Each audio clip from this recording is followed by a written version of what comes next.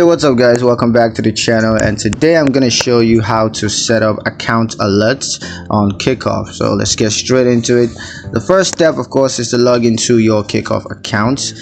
You can do that on the mobile app, or you can do that on the official website, and just log in with your credentials. And once you're logged in, you just want to click on account alerts.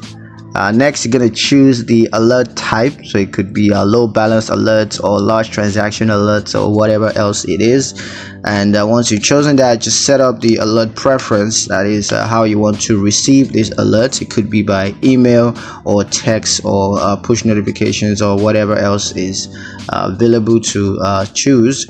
Once that's done, just review and confirm the alert settings and wait for alerts to be set up. You can also test that to make sure that it's indeed properly set up, and you can also review and understand the alerts terms and conditions and whatnot.